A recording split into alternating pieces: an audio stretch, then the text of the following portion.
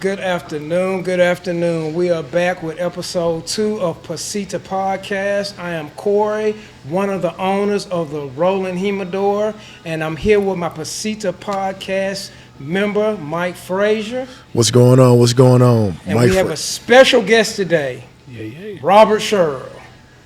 What up, what up, what up? So we're here, like I said, with Robert Sherrill. He's an entrepreneur here in the city of Nashville, Tennessee. So, Mike, go ahead and introduce our guest speaker today. Man, so today is going to be a very, very interesting conversation. We have a Nashville native here. It wouldn't be right if I let him tell his own story on his own, but I'm going to give you a little bit of the clip notes about Mr. Sherrill. He's the owner of Imperial Cleaning Solutions, creator and president of a nonprofit organization called Impact Youth Outreach. He's a 40 under 40 recipient in Nashville. He's the winner of the Nashville Black Chamber's Rising Star, which is given to entrepreneurs who are making strides and leaps and bounds in their industry.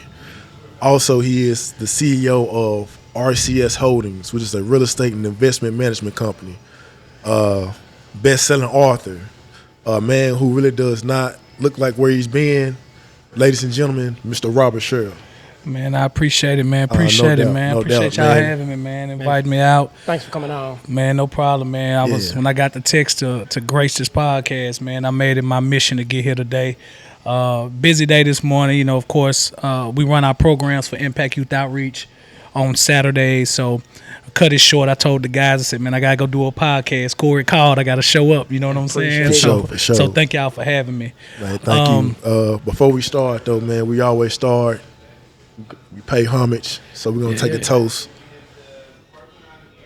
Some of Tennessee's bourbon, reverence. So, man, pay homage for a great conversation. Toast. About to inspire some people, man. Yeah, man. Yes, salute. Sir. Cheers.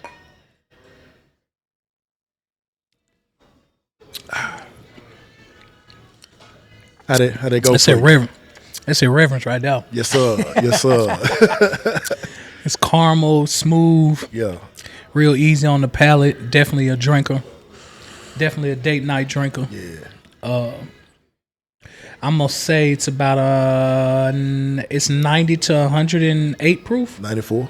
Okay. Yeah, Okay. Yeah, it's really good, man. Yeah, really so smooth, man. Y'all check this reference out. Yeah, we definitely gonna add that to your shelf, man. But just to dive into it, like I said, you have an interesting story. Yeah. A man that doesn't look like where he's been. Mm-hmm. So, man, just gonna lay it out, man.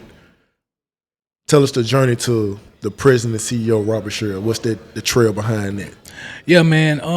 You know, I truly believe now, looking back, we are who,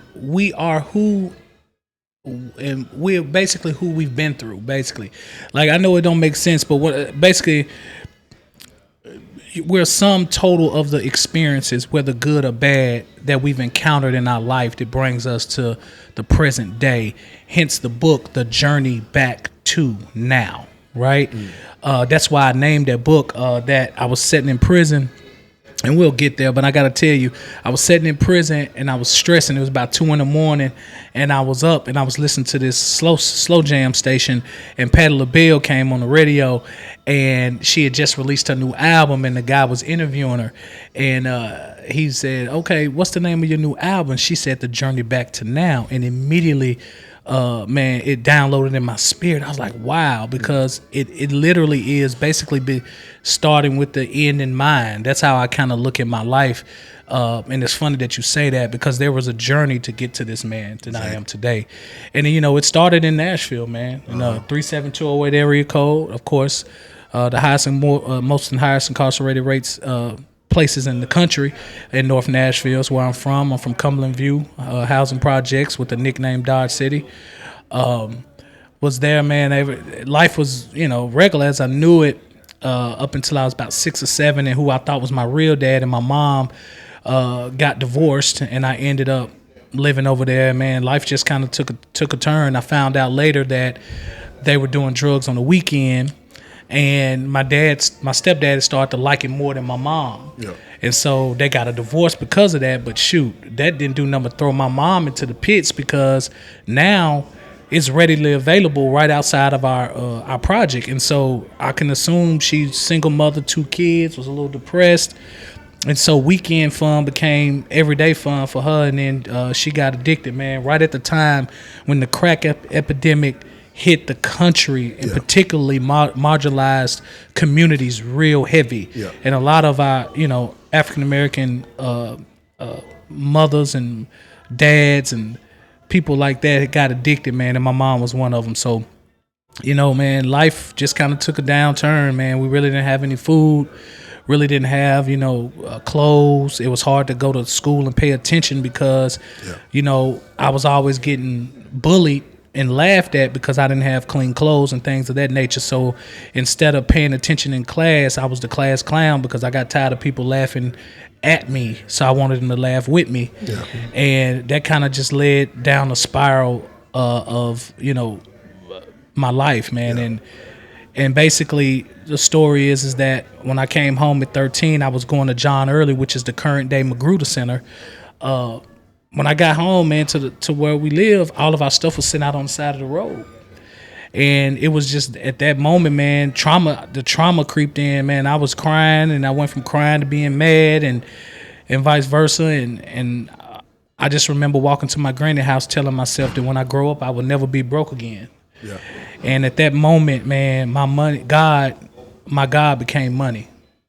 And I just did any and everything I could to earn money. And, man, I joined the gang, went to the streets, which ultimately led to me going to Taft Youth Development Center when I was 16, right after my dad died in River Bend Maximum Security Prison.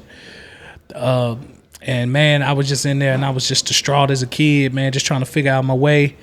End up getting my GED, getting released, but, jail like that, being locked up 2 years as a young guy, that did nothing for me, man. It kind of made me worse, you know what I'm saying? And actually expanded my network, And so got out and became real big in the drug business, did that for some years, and then ultimately end up getting busted by the feds, going to federal prison for 5 years, man. So that's kind of the culmination of my story, and that's kind of where everything changed because I tell people rock bottom is the facilitator of change, right? Yeah. We all have rock bottom experiences. Some are worse than others, right? Some people get shot.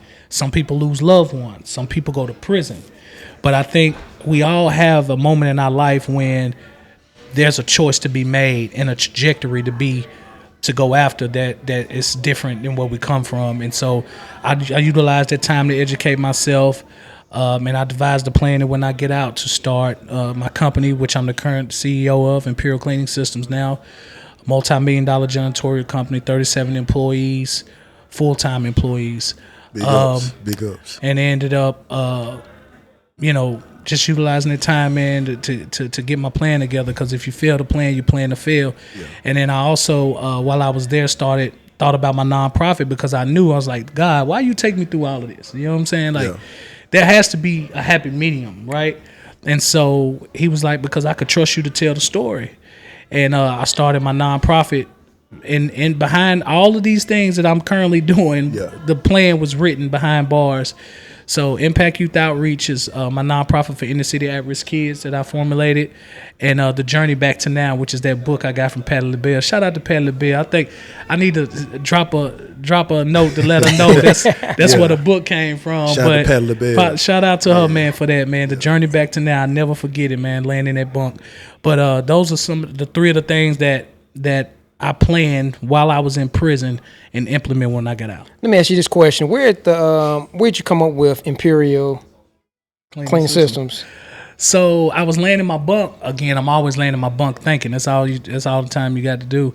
So I was laying in there and I was like, okay, I thought of Imperial Cleaning, I thought of presidential cleaning, and I thought of executive cleaning. Those were the three names that I came up with. And so what I did was I wrote them down and I went around the pod and I asked some of the guys that I knew. I was like, man, which one sound better? I liked Imperial. So I put my check by Imperial, and then everybody and Imperial won. So it literally was a case study I did behind bars, which is the current name of my company now. Man, that speaks to a lot of intelligence, man, that you have in being in that environment. Yeah. Talk about you're one of two people that was pardoned by the President Trump and the governor of Tennessee. Talk about how that opportunity, came about. You know what I'm saying? So I read something when I was in prison, and it said, if you set yourself on fire, the world will watch you burn. Now, what does that mean? That means that whatever you do, Yeah. you need to make such a racket that people notice you. Because you hear people like, they get it misconstrued when you talk about arrogance and confidence and things of that nature. You displaying and showing people what you're doing and your outcomes should not be something that's frowned upon. Yeah. Because how else would a person know what you're doing and what you're good at if they don't see it, right? Yeah. And so what I wanted to do was get out and show the world that a man that's getting out of prison could change and do it the right way. And God kept opening up doors for me to be in the newspaper and for me to be on the news. I mean, these opportunities were just coming out of nowhere. I didn't pursue any of them. All I did was stay true to the plan. I got out, I started my company, built it from the ground up. I worked my tail off. There was good days, there were bad days, there were tears. There was all the pitfalls that come along with a journey, especially to the top and success. And man, I caught the eye of some people, and my name started getting out there. I started winning little awards and things of that nature, because what people don't know is I was doing numbers before numbers was cool. Yeah. Like I was doing $500,000, damn near $1 million back in 2015, before all these fake entrepreneurs in Nashville was sprung out of nowhere. Yeah. You know what I'm saying? Like literally, and I mean that. Like that's just the factual truth about it. Right, yeah. And that caught a lot of attention. And because of that, I was able to finally land a contract with the airport, which what happened was I landed the contract. I went to check on the job. They came and escorted me off the job. And they said that because you are a felon, you cannot stay on this project. I said, well, it's my company. I own it. They said it don't matter. So when they escorted me off of that property, man, I was furious. And when I got back to my office, I told my assistant, I was like, get in the system, look up a pardon. I got to find a pardon. Yeah. And I applied for the pardon, and through the grace of God, man, and a lot of letters from Sharon Hurt, Erica Gilmore, Mark Green, a lot of people who have watched my journey wrote a letter on my behalf to the governor, and the governor pardoned me in 2019. Man, shout out to all those people that wrote that letter. For sure, man. Shout out to, Vivian, everyone. I definitely want to say that, one of my mantras is when you live in the intention of righteousness, life only can give you favor in return. I agree, brother. So, I'm a testament to that. Just to hear all that you did and to get a pardon, it says a lot. Because people that look like us, we don't get those type of opportunities every day. We don't, man. And what I will say, I'm going to tell you, for everyone's listening, listen to me. If you're not swinging, you have no opportunity to hit the ball.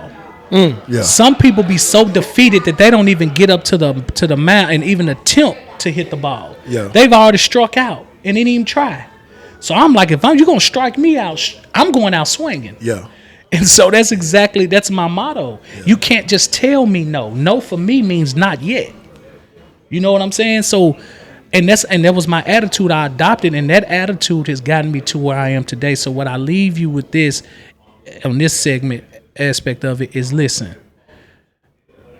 Don't let no situation or circumstance or the opinion of a person stop you from at least attempting to accomplish a thing, because you never know how it's gonna come. You know what I'm saying? You never know how it's gonna end up. And so I really couldn't celebrate when I got the pardon from the governor, because I had a federal case. So the pardon from the governor was just a stepping stone by which that I could even apply for the presidential pardon. Yeah. So I had to have the governor's pardon first to even attempt or have a shot at the presidential pardon. And I'm the only person in U.S. history, in the history of the United States, to do this. There's nobody on both levels. There's nobody in the history of this country who's gotten a pardon from a governor and a president. Not one person. And so, with that comes responsibility on my behalf as the recipient.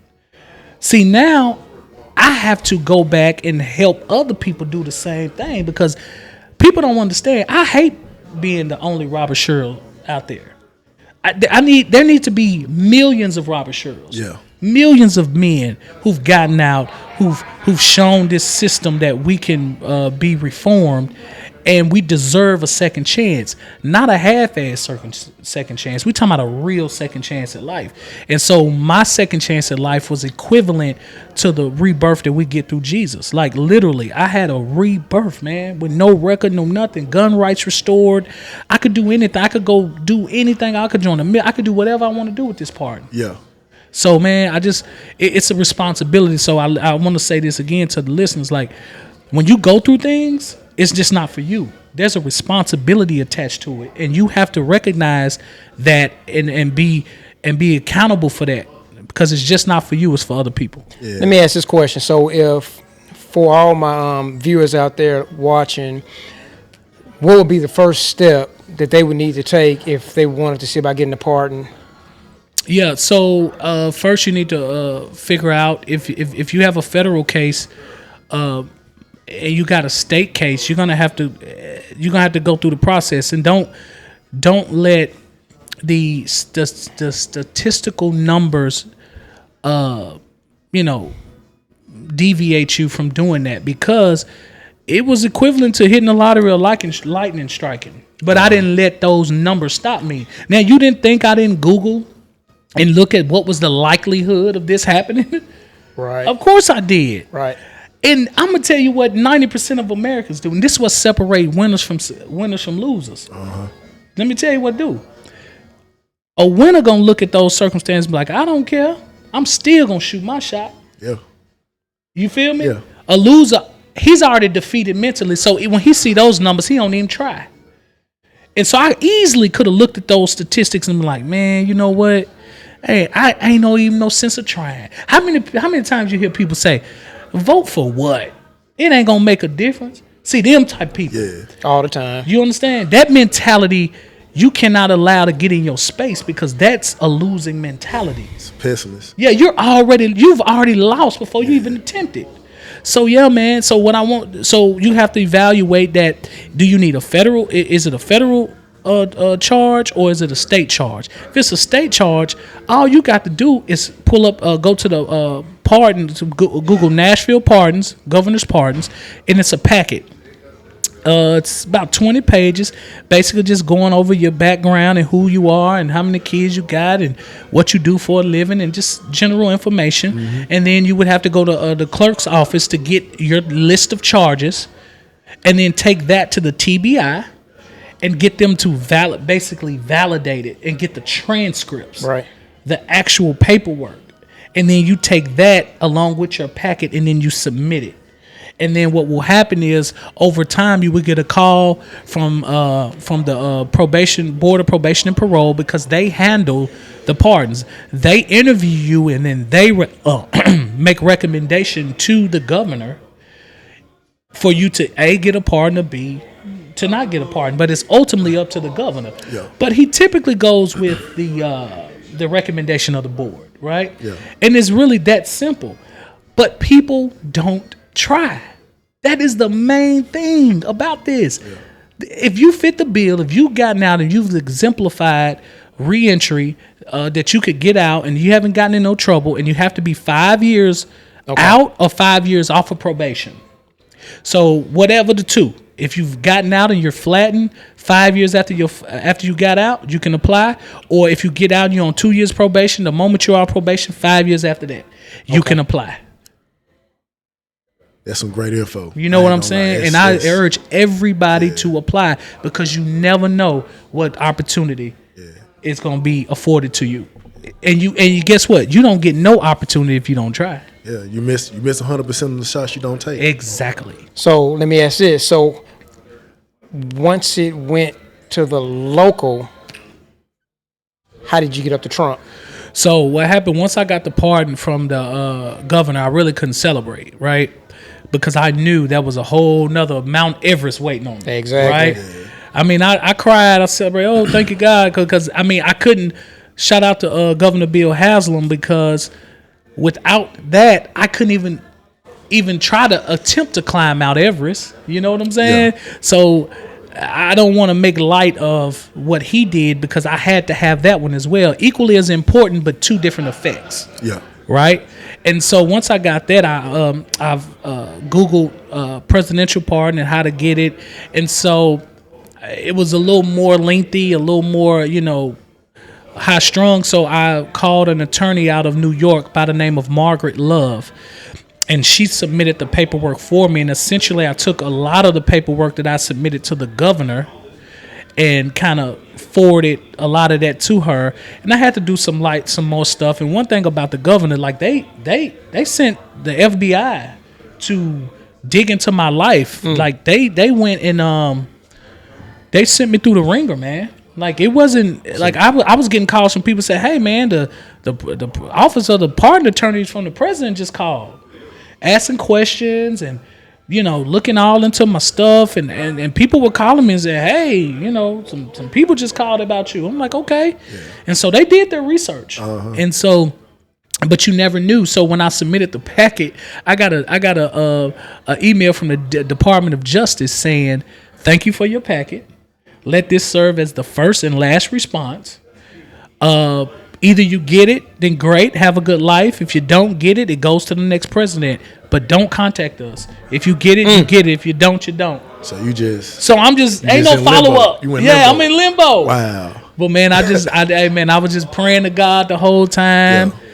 Yeah. Super just thankful. I mean, of course, I'm doing groundwork and, I'm trying to, I'm doing what I can, trying to tap anybody I can politically to write a letter on my behalf or call a person that can call a person. And I did everything I could, man. But through the grace of God, man, in 2021, man, I got that phone call and I was on that list of pardons, man. Because if I'm not mistaken, weren't you on the same list as Kodak Black? Kodak Black, Lil Wayne, I know Bannon, Steve Bannon, everybody that a lot of high profile people, man. Yeah. I'm on that list. Okay, man. Forever in history, man. Congratulations, man. I appreciate it, bro. Getting that freedom, man, and that's very inspiring, bro. Because a lot of people that look like us that went through the ringer and they don't know if they don't have the information. They don't know. They don't know, right? In fact, you done put it out there, for our people that may have people in that situation. Now they know that it's a shot. And I'm easy to find, man. I'm very approachable. I don't. Again, there's an expectation. There's an experience that I have, and with that becomes it becomes a responsibility on the behalf of a person like me to be available for people. Yeah. You know what I'm saying, and be there to answer questions and things of that nature. And I just think for all my leaders out there, man, being upfront, being authentic about your highs and your lows, man, that's part of leadership, man. And the thing about it now, we just got too many people that just cover all the glitz and the glamour of entrepreneurship and success and the climb to success. But the successes are just as equal as important as the failures. Yeah. They're as equally as important. And the moment we realize that, we'll be better leaders, man. Yeah, and I think with leadership, it's not about being right, but it's about always being accountable of what's in front of you. And honest, man. Yeah, you know what I'm saying? So let me can I clear the record? Go ahead. I got bad days. I got some dude. There's sometimes when my bank account say $600,000-$700,000. There's sometimes when my bank account say $10. There's sometimes when I can't make payroll.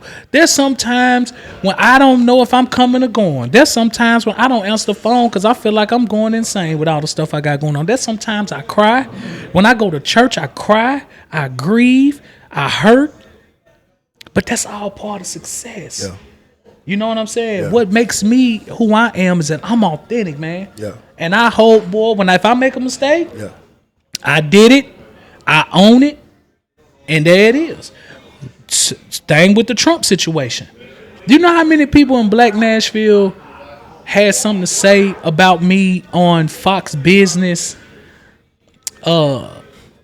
when they asked me about being an entrepreneur and who would be the best candidate? And I said Donald Trump. Well, let me say it on your podcast. I still believe that. Do I agree with him morally? No. Not at all. Is he a narcissistic, crazy man? Yes, he is. But I'm a businessman, a black businessman in Nashville. Yeah.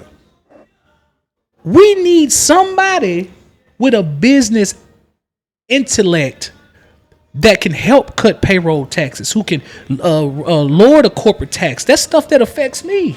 I hire people. It has a link to me being able to thrive and survive in this city, man. So, but I stand on that, though. Do you understand what I'm saying? I don't shun that. And some people like me, some people don't. Some people, hey, listen. Part of being a leader is accepting it and owning it, and giving accountants for it. So I'm doing it today for y'all. Cool, man. I'm gonna switch it up for a minute. I know you as the bourbon man. I know what that collection looked like at the house. So, how did we get into that? Man, listen. So, don't kill me, cause I'm already knowing the person I got to say it. What he gonna do? He ain't gonna do nothing but call and say, Rob.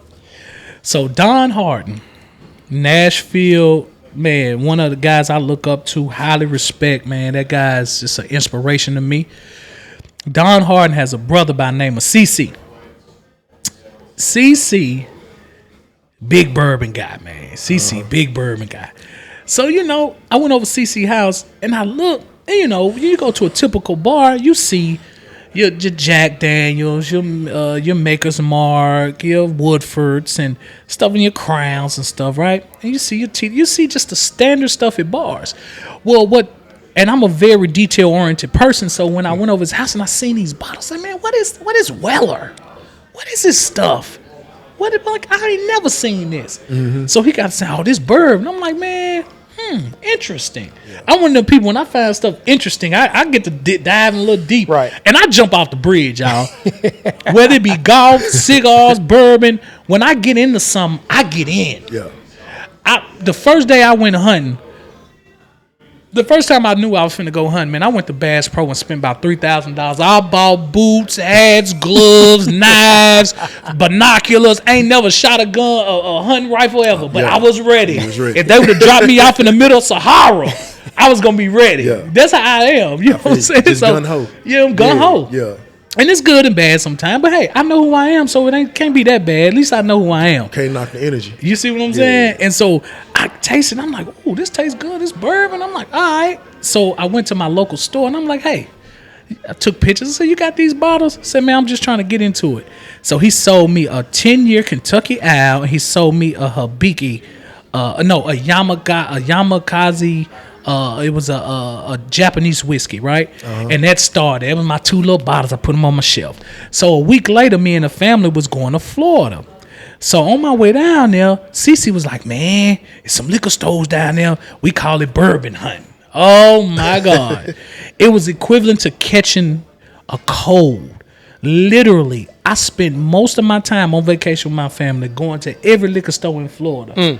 Hunting bourbon. And I was on the phone with CC the whole time. Yeah. He telling me what to ask for. Man, I came back with a trunk full of whiskey, and that started it, bro. Yeah. And I caught a bug, and I'm telling you, I've literally, let me tell you how bad it is. When I got back, I was waking up at 7 o'clock in the morning, hitting the highway. I wouldn't come home to 10:30 and riding all over the state of Tennessee. In any little small county, Kentucky, Chattanooga, Knoxville, Memphis, I went to every liquor store I could and bought all the name brand bourbon I could buy. And I amassed a crazy collection, man. Yeah. And so, that's where it started. So you do the whole wait in line at, what is it, Pappy's? Come with the allocations. Yeah. So once a year you have the allocation come out from Buffalo Trace, distributed by Best Brands. Shout out to Best Brands. The owner, the CEO, Ryan Moses, good friend of mine. Shout out to them. I tell you this, man, I used to wait in line. I've spent the night in front of stores just to get a bottle. Like, it's that bad. And me and guess what? 400 other Nashvillians. Yeah, I know. They can do a drop right now. If I get a text, if I get up, y'all just follow me, because I need y'all so I can get more than one bottle. That's how. Look, I was like, hey, cut, hey, Now follow me. right. Yeah. Buy extra bottle. I pay you to wait in line with me. That's how it was, man. This bourbon thing's serious, man. So I've amassed a collection. I probably got a 400 bottle collection now. Okay. I got about 170 some bottles open. So I love to entertain and have people over to the house. I definitely got Reverence on my bar. Yeah. I drank it. It's open. I think I bought 2 bottles, so one of them is signed by you, and I have one that's open. And of course, I got all my local guys, Guidance and Reverence, and all my guys. Shout out to Jason. Yeah. Shout out to you, bro. Man, Appreciate y'all it. doing some amazing things with a local brand, a black-owned brand. That's important. Yeah. I support. You know Appreciate what I'm saying, for sure. And definitely support you as well. I'm all about supporting my people, man. So I'm gonna take it a step further now. Come on now. You got your bourbon. Yeah. You just recently got into cigars, right? Oh my God. Different. So when we drinking bourbon, what are we usually smoking? All right. Now I don't want nobody to feel offended. All right. So I'm still finding my way. I will say that I'm still finding my way. Like I'm smoking the Olivia that you gave me, which is phenomenal. I am really, really, really enjoying this cigar right now. But I'm still finding my palate, y'all. I'm gonna be honest. I'm a medium guy. I know. But I love. Plus, I love that Placencia Red Dragon. That new one. Yeah, the Dragon. Yeah, that was good. But if I'm a Fuente guy. I love Fuente and I love Partagas number 2 and number 4s. But yeah, man, I'm into them high end Fuentes. But the Opus X. Oh, that's I'm listen. If you gonna catch me with an Opus before anything, you know what I'm saying? Yeah. Purple Rains and all of those. Like I'm crazy. I was at a local cigar spot in the city. Mm-hmm. I saw a box of Opus. Come back the next day, that box gone. And then we had a conversation. You like, man, you know what? A buddy of mine gave me that box. And I told you, don't ever open it. Shout out to my brother from another mother, Kevin Smalls. Brentwood Biggie. He gonna kill me for that, but it's all right. Man, dude, he came to my house and he brought me a Fuente black case, man. It's about $3,000 for 13 cigars. Opus. Yeah, they're all. I've never seen some of the cigars, brother. Yeah. Like that's the only way you can get them. The only person I know that like I'm to the point now I call him.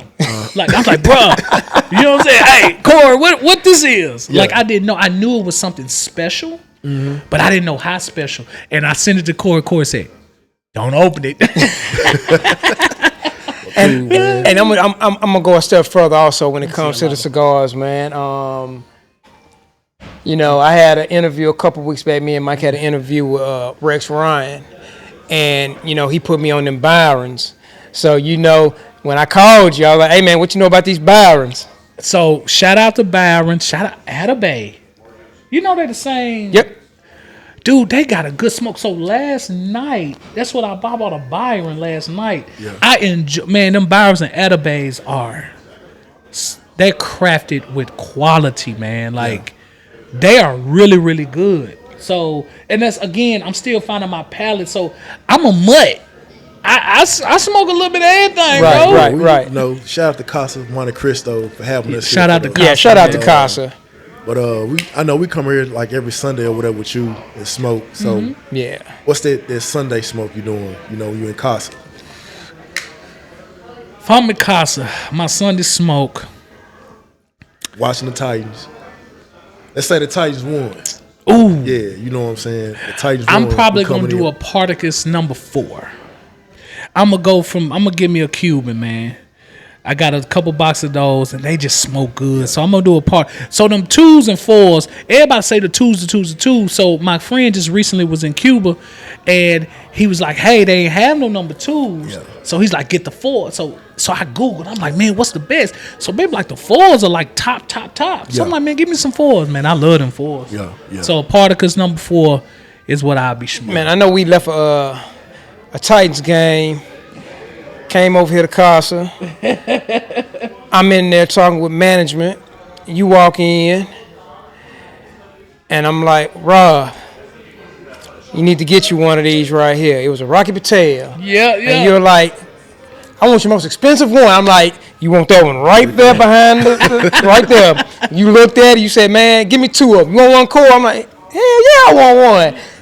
That's my guy. Man, listen, one thing about bourbon and cigars is let me tell you, one of the most things I love about it is that it's camaraderie. It's about sharing. Like, I don't know nobody who has whiskey that don't like sharing, and I don't know nobody who got cigars who don't like sharing. Yeah. And that's what makes it something that I enjoy, is because I like to, commune with my brothers and us have a commonality, and us to sit there and just enjoy each other's company, enjoy life, and this signifies that, man. Yeah, it signifies. Like, if you Google cigars, like the inhale, the whole exhaling, the whole ambiance of this is about brotherhood. It's about relaxation. It's about positivity. Yeah, and I think people miss that when you talk about bourbon and cigars. Yeah, because the way the culture is right now. Yeah, like we sit here in comfortable chairs, leather,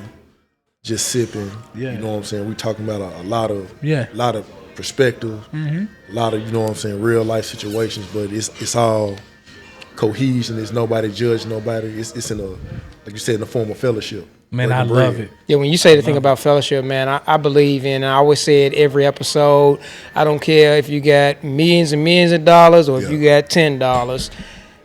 This is a place that you come. That don't matter. It don't matter. Nobody measures sticks. No. Exactly. Pause. Like, that's part of. Pause. Yeah, I'm just saying. No, you said sticks. I just said pause. Oh. Like nobody.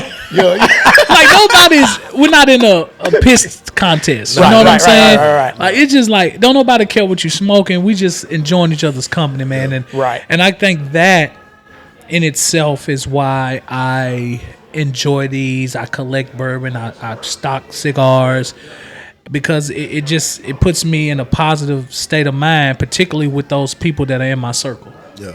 Yeah. Straight up.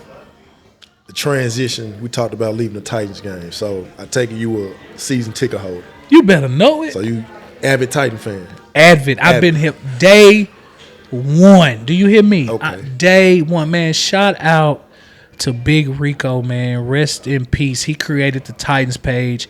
He was like a weird father figure to me growing up in the streets. Taught me a lot of stuff that I knew. Right. Took me under his wing. He passed away a couple years ago. So much so the fans put a whole rest in peace thing down. He was a avid Titan fan, and I can remember back in the day when the Titans came. Like, that's what we did. We would watch the Titans game. We would be hustling and doing all that, but we always watched the Titans game, man. And he was a big Titans fan, so I'm a huge Titan fan. I'm talking about from day one. Okay, since you're a huge Titan fan, I need your top 5 Titans players of all time. Ooh. Steve McNair, Javon Curse, Frank Wycheck, Keith Bullock. And y'all know my guy. I got more, but because this is my guy. This is my brother. I used to live with my brother. He's still my brother, Pac-Man Jones, man. Shout out to Pac. What's up? Okay. That's your top 5. He got more. I got more. I got more, but I'm I got more because I got a lot of relationships with a lot of them guys. Yeah. So, but I gotta go. When you mention Titans, you gotta go old Titans. If you're a Titans fan, like, dude, some of the best. I mean, come on, bro. McNair, Keith Bullock, man, Frank Wycheck. Yeah. What was my other guy name? Black guy, tight end. Tight end. Walker. Man. Yeah. Bruh. What's his name? I know you talking about too. Walker. You got long as Pro Bowl. Delaney Walker. Yeah. Woo! Man, boy, if we had Delaney, man. Oh, don't get me started, man, because now I get upset because I'm like, we got to do something. But I think we're going to be all right this year, y'all. I'm going to say, what do you think about the whole situation with us getting the new stadium? From what perspective, brother? Are you gonna be moving into it? For sure. I'm definitely gonna be moving into it. I'm in talks with some guys who are press. You know, they in the box. One of their guys is leaving, so I might fill his spot, and I may be in the suite. C-suite. Yeah. Okay. Be in the C-suite. So I'm gonna give up my season tickets and just do that. So I'm hoping that goes through, man. Nice. We gonna but I'm definitely moving in, and I'm definitely claiming the big cleaning contract on the Titan Stadium, man. I'm about to ask you that too. Oh yeah. We're gonna put all that in the air. Yeah, man. I put 2 bids in, man. Let me tell you something, and I'm gonna pop it just a little bit because I got to. Yeah. I'm the largest black construction cleaning company in the state, brother. Don't nobody do it like Imperial. Say it one more time, man. I am the largest black construction cleaning company in the state of Tennessee, and this is on paper.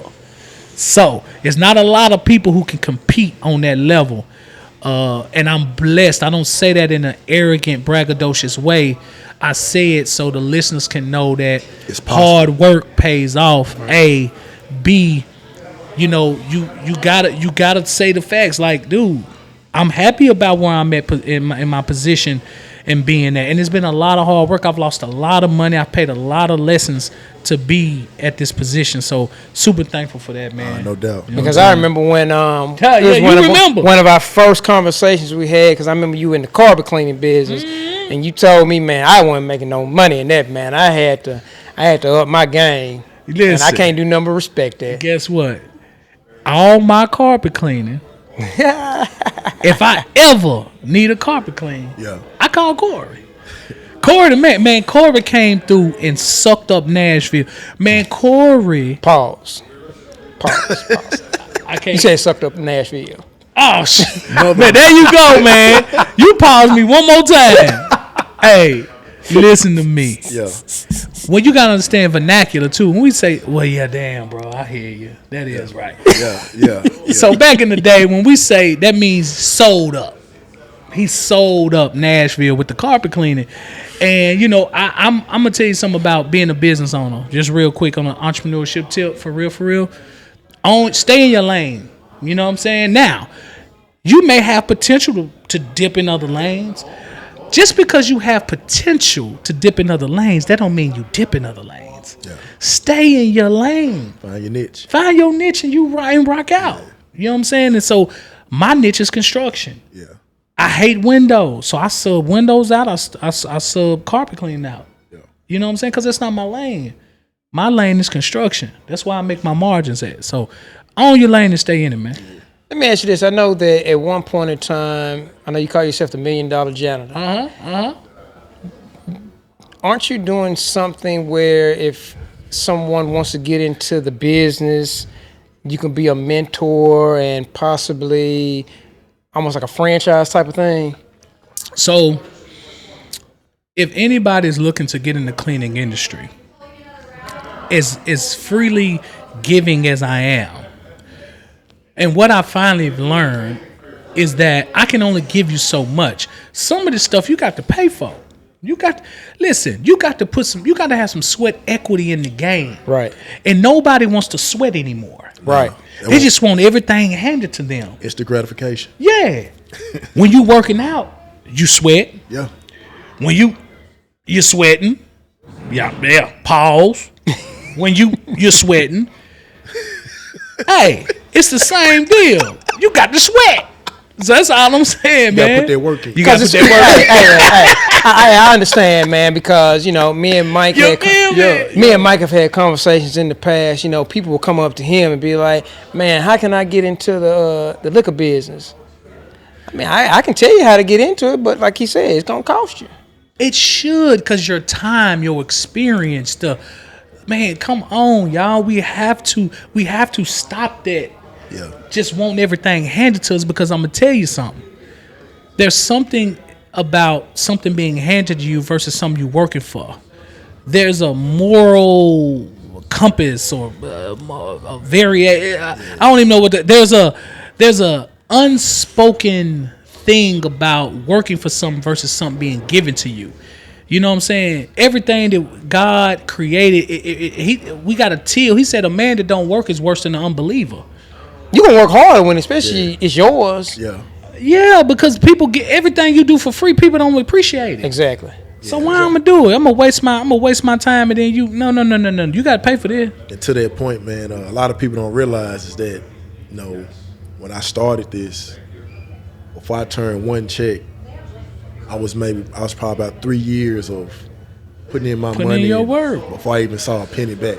And then I'm just supposed to come along and just you give it to me. Yeah. But that developed you too, though, and that's what I'm saying. Those hard times developed you. So now you're tried and true, and now the sustainability of reverence will go on from what you learned in those hard times. Exactly. So this is the thing. If I want to start a whiskey business, you give me the game, right? Yeah. But I haven't developed the fortitude to see it through. You just wasted your time, and I just wasted mine, because the first sign of it ain't selling or something ain't right, I'm gonna quit. You gonna quit. You see what I'm saying? But you, on the other hand, you've developed that fortitude to push through from where you've been. Yeah. Right. That's why nothing is for free. I'm glad we was able to sum that up, because I need them to get that. Nah, everybody needs to. Oh, for sure. Because I ain't giving them for free. I will sit down with you. I will give you a little something. But when you get to talking about what are production rates, what is workload, and what is this, how do you bid this and bid that, I need you to pull your checkbook out, because I've paid the price for this knowledge. Yeah. And I can't just give it away, and that's from the heart. And for me, Now that person that wants to open up their checkbook, are you gonna put them in the room with a particular person, or you're gonna be that go-to person? They get me. They get the Don Corleone himself. yeah. You know what I'm saying? And I'm not going to bust your head, but there needs to be some type of compensation, because my time is money at this point. I'm 41 years old. Like, my time is money. And I'm going to give you way more than what you're paying for, because that's just how my heart is built. Now, I'm not going to bust your head. I'm not going to do that, but I need compensation for my time and my knowledge. And I think everybody, no matter what industry, you deserve payment for your time. I'm gonna paint a scenario for you, and this is a real life scenario that really happened. Yeah. You got a college age student, 21, 22, say they want to do a cleaning business, but never seen nobody that looked like him do it. Mm-hmm. He Googles Robert Sherrill, Imperial cleaning, and he shoots you an email like, hey, I want to meet you, but I don't want no money. I want to just shadow how you made this happen. Mm-hmm. To that you say what? Yeah, you can shadow me, because shadowing me is okay because of who I am and what because one thing about Robert Sherrill, people can say what I am, a community liaison. Like, I believe in my people, be in the human race. See, I'm a Christian. I'm going to help anybody to reach out, but there are levels to help. We're gonna sign that NDA though, right? Yeah. No. So shadowing me. That's no. Yeah. Wait. So two different situations. Shadowing me is you coming in the morning. We hitting the site. You walking through, just kind of seeing how I conduct the day. That don't include you walking through a bid with me and me showing you how to dissect a 100 and 200 page document and how to extract your. No, you got to pay for that, right? And even if you pay for it, there will be an NDA. Everything I do is NDA, confidentiality, non-disclosure agreements. I don't play. Yeah, because people love to tell your secrets, man. Yeah. People love to talk, man. This is how we get paid. This is how they get paid off this stuff. Mm-hmm. And I'm thankful for y'all. Y'all are a podcast that don't, you're not on scandals and gossip and all of that, which is a blessing, because we live in a culture now when that's prevalent. Like, people are monetizing off of people's pain and trauma, and I do not agree with that, and to no degree, and that's a problem. So I feel like that's emotional assault. You know what I'm saying? Yeah, bro. You don't capitalize on my pain. What you listen? I was watching this morning where the dude set himself on fire at the Trump thing, right? Mm-hmm. Set himself on fire. I literally, and it happened in live time. Yeah. So they was able to move the camera and watch. Man, do you know, I seen people running, jumping up with their cameras to take picture at a man who on fire? You supposed to be trying to put that out. You help taking him. pictures of a man. Lordy Jesus, what are we doing, man? The camera is it's become like, I got to get on camera. I want to go viral. And I'm like, bro, that's inhumane. You know what I'm saying? It's very egregious because how you know he want to be on camera? Right. And like once you put it on social media, it's everywhere. But you know, my first movement, if something's happening like that, I am going to try to help the situation. Like, I'm not gonna pull out my camera. Yeah. Like, what are we doing? Yeah. Right. We pulling out our cameras, bro? Like, I know this off topic, but I just had to, like, that it hurts my heart, man. It hurts my heart, man. Whoever that is that set themselves on fire clearly are going through some trauma, or they got some things mentally going on. Yeah. That person needs help. They don't need to be exploited. Yeah. Let me ask you this. Now that we've got on that topic right there, your nonprofit that you have, that you work with young people in the city. Yeah. Talk a little bit about that. So Impact Youth Outreach was founded in 2016, and it was, again, a answer to the question of what do you do with the experiences that you gained in life. And yes, I knew I was a troubled youth. I've been in dependent neglect. I've been in and out the system my whole life. So my answer was to create a nonprofit that will help kids, who feel like that they don't have any hope, who feel like they don't have anybody to turn to, and who lack knowledge in growing and dealing with trauma, how to navigate this system and come out on the other side. And so Impact was formed. We did it out of pocket for years. Through the grace of God and him blessing Imperial, I was able to out of pocket fund and Impact. And through the grace of God, which is crazy. So when I was in juvenile 13, 14, 15, me and Jelly Roll was locked up together. Literally inside a juvenile in B-Pod. I knew Jelly when we was a kid. Like, it's insane the way that we grew up, just nobodies in Nashville. And from me being a successful entrepreneur and him being a superstar at this point, and him calling, his manager called Dan Weissman from Alliance Bernstein and as John Manelli, who has worked with the likes of Jay-Z and all of these guys, heavyweight in the industry. Dan Weissman was a heavyweight in the industry before he worked for Alliance Bernstein. So they're friends. So John Manelli called Dan Weissman and asked Dan Weissman, hey, Jelly wants to help some kids. Who can we reach out to? Dan Weissman said, you need to call Robert Sherrill. Gave him my number. John Manelli calls me and said, hey, how you doing? Talk to Dan. He said, you the man to talk to. I said, yeah, I am. He was talking about what they want. This and that there. I said, so who is this guy? He said, Jelly Roll. I said, you hang up the phone. You call Jelly Roll and tell him it's Trigger.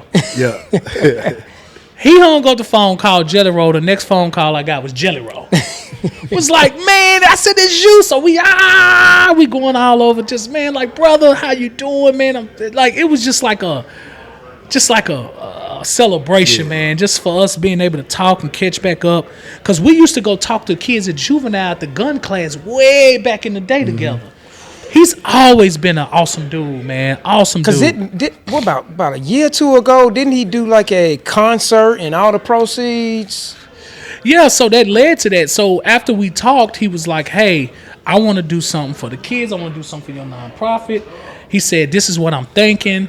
And then they had the Bridgestone. He sold out the Bridgestone. Wait a minute. Stop the tape. A Nashville native sells out the Bridgestone Arena. I watched Jelly Roll perform for 3 hours straight, man. I've never seen nothing like it a day in my life. And half the proceeds went to my nonprofit. So he gave us like $500,000. What's up, man? Shout out to Jelly Roll. Man, that's my guy, man. I love you, brother. You know Jelly Roll.